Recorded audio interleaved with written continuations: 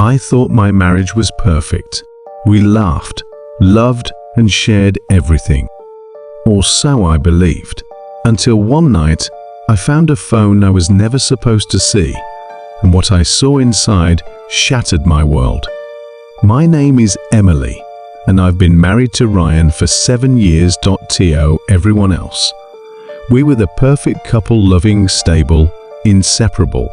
But behind our smiles, there were small cracks I ignored. Little things I brushed off as stress or work. Ryan was always busy with his job in real estate. He'd often come home late, exhausted, but he'd kiss me goodnight like everything was normal. I trusted him completely until that night. It started with something small. We were watching TV, and he got a text. His phone buzzed. He grabbed it quickly, almost too quickly. When I teased him about being secretive, he laughed and said, "It's just a client, babe. You worry too much." But that little voice in my head didn't stop. 2 nights later, he fell asleep on the couch. His phone was on the table, but next to it was another phone. I froze. It wasn't his work phone. I'd never seen it before.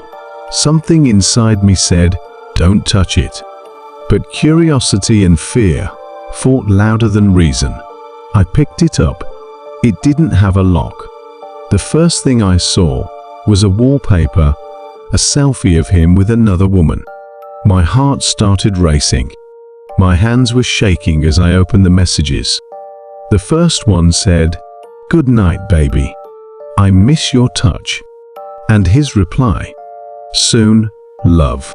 She thinks I'm working late again. My world stopped. My vision blurred. I scrolled, desperate to find some explanation, but every message was proof of betrayal. Photos, voice notes, I love yous, everything I thought was ours, was being shared with someone else.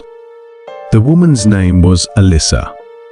I didn't know her, but I felt her shadow everywhere in the shirts he suddenly cared about ironing, the cologne he started using, the excuses he made. I wanted to scream, cry, break something. But instead, I sat there silent, because silence hurts more than sound when your heart is breaking. The next morning, I acted normal. I made him coffee, kissed his cheek, watched him walk out the door like nothing had happened. But inside, I was already gone. For 3 days, I planned my next move. I wasn't going to confront him with just words. I wanted the truth in front of his eyes. That Friday, I invited him to dinner.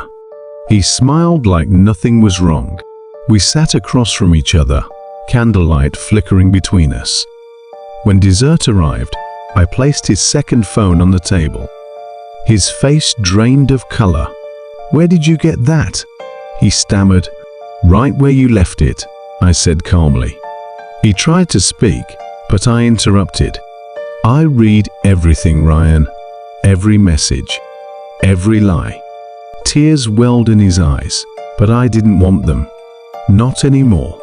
You could have told me you were unhappy," I whispered. "Instead, you gave my love to someone else." He begged for forgiveness, saying it meant nothing, that he was confused. But you don't accidentally fall in love with someone else for months. That night, I packed my things and left. A week later, I filed for divorce. He tried calling, texting, sending flowers, but I never responded. Months passed.